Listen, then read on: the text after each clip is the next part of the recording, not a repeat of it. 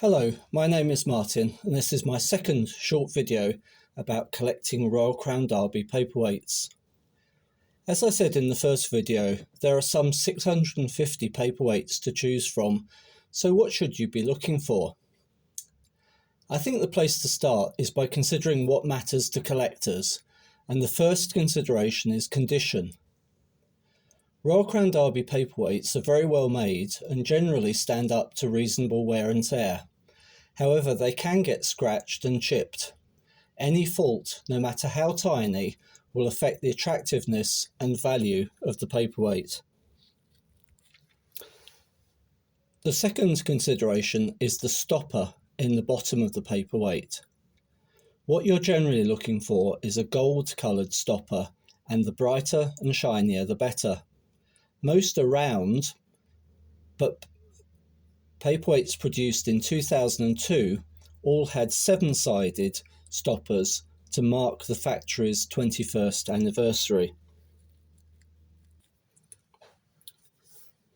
The other common type of stopper is silver-coloured and is meant to indicate that the paperweight had a minor fault when it left the factory.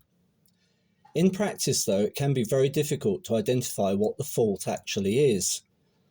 There are two types of silver stopper: a blank centred one that looks very different to the gold, and a silver-coloured version of the gold one. This can be a bit frustrating as some of the gold stoppers are very pale, and in some cases it is extremely difficult to tell if the stopper is silver or pale gold. The final type of stopper is white ceramic. These were fitted in some of the early paperweights, but are generally unpopular with collectors and they're not that common.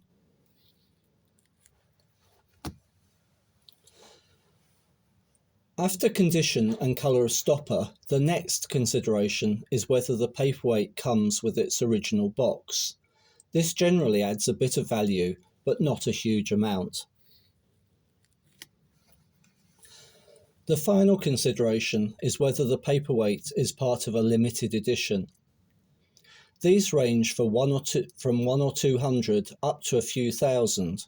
For instance, this old Imari frog was a limited edition of 4,500.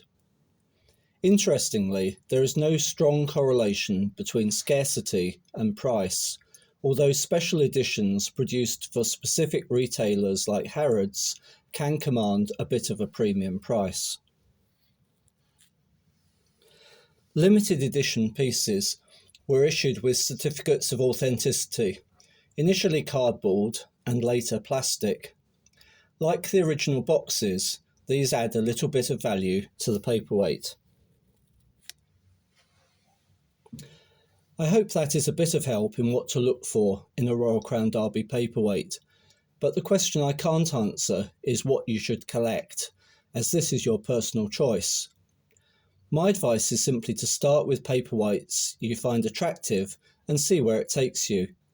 There are lots of different families of paperweight, including birds, cats, dogs, elephants, owls and hedgehogs.